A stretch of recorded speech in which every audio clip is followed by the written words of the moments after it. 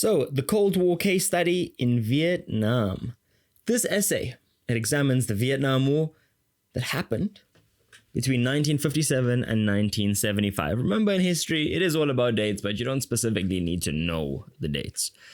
And this is a central conflict in the Cold War. Vietnam, located in Southeast Asia, it was the North versus the South.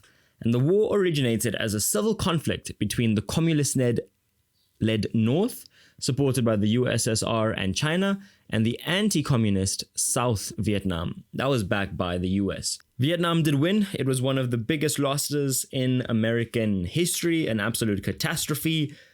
So many lives were lost, so many resources just gone down the drain. All because of, well, economic ideologies and some rich cats wanting to be richer. And from 1957 to 1965, the North Vietnamese and Viet Cong forces fought to overthrow the South Vietnamese government. The South Vietnamese, these were the capitalists. The North Vietnamese and the Viet Cong, communist forces.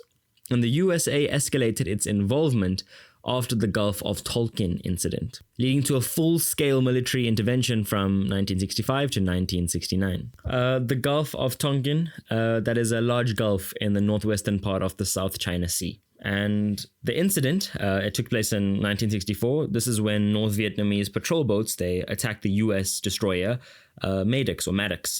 And the US responded by firing back, destroying one of the North Vietnamese boats. So that was a huge, huge issue here.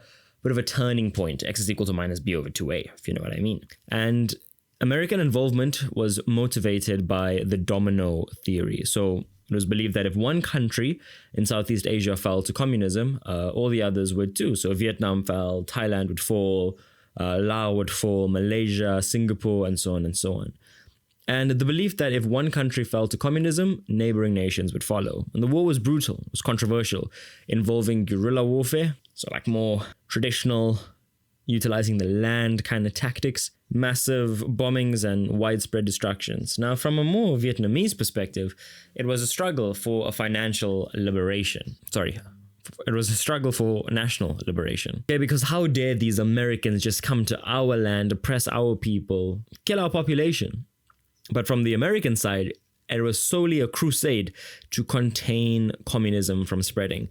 However, the USA faced domestic opposition, particularly among students, their own students, US students, not Vietnamese students, due to rising casualties and very questionable moral justifications.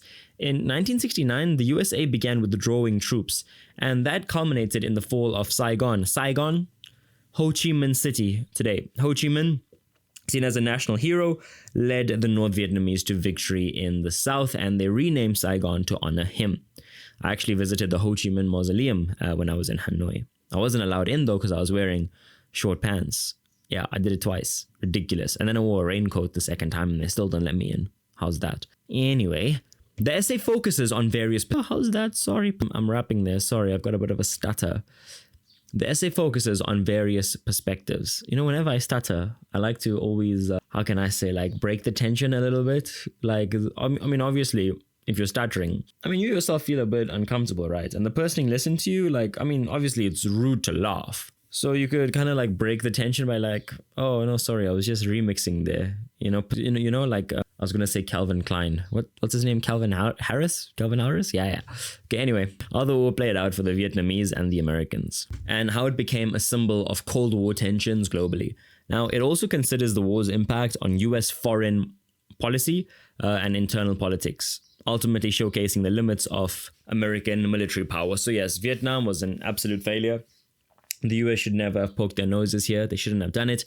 US foreign policy changed. They decided to assess their military intervention a lot more, mostly for the preservation of human life, their own human life. The US have poked their noses everywhere in the world, from the Middle East to Southeast Asia to parts of Central America, just for economic gain. Because, whoever has power has control. And with control comes a bit of money. That is why the US to this day is, this economic stronghold where people from all over the world go to earn their living. A country of I just dropped my pen, a country full of immigrants. But they don't want immigrants in anymore because there's too many immigrants now. And the color of your skin also determines all of that. It's a big, big mess. So yeah, that is Vietnam. Okay, do you know in Vietnamese how to say South Africa? Nam Phi or Nam Phi.